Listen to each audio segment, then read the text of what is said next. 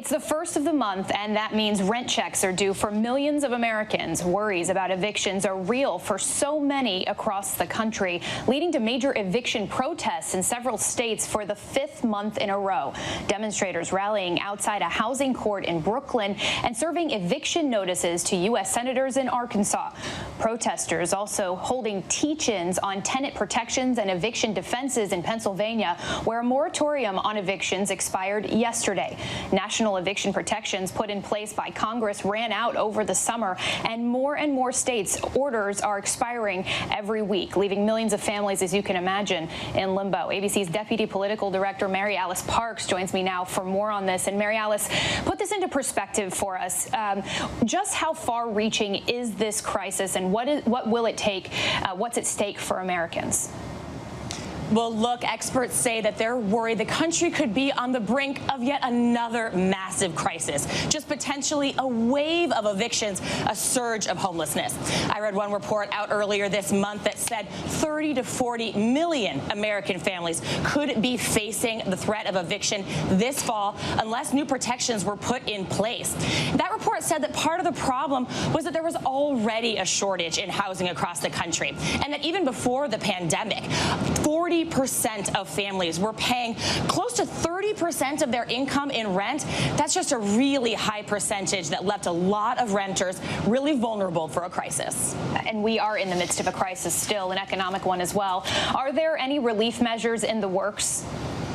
Right now, we're just seeing a patchwork of programs across the country, and that's really part of the problem. Look, in some states, there is still a ban on any new evictions, I should say.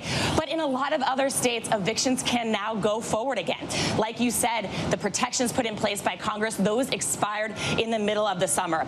And we've just seen a scramble across the country for states and local governments trying to put some relief in place.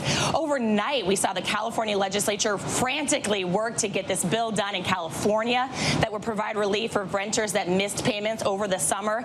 And it would say that you can't get evicted for the rest of the year as long as you pay up to 25% of your rent. But over in Pennsylvania, the governor said he felt like he was out of options. He was urging his state legislature to get involved. So really just a patchwork of systems, and that is creating a ton of confusion. I was just going to say that. It seems so confusing to have this state-by-state approach. So what can people do if they're at risk of being evicted? How can they avoid that from happening? Well, look, states and even city governments are really trying to find extra pools of money to make renter assistance available. So it's worth doing a little bit of research, asking around, seeing if any relief is there for you. And experts that I've talked to just say, speak up. That can be really hard and really uncomfortable to talk to your landlord about the fact that you might be struggling, but paying some rent and making some plan with your landlord can go a really long way to try to slow the threat of eviction. Mary Alice Parks in Washington, thank you so much for shedding light on this complicated issue. We appreciate it. Hi, everyone. George Stephanopoulos here. Thanks for checking out the ABC News YouTube channel. If you'd like to get more videos, show highlights, and watch live event coverage, click on the right over here to subscribe to our channel. And don't forget to download the ABC News app for breaking news alerts. Thanks for watching.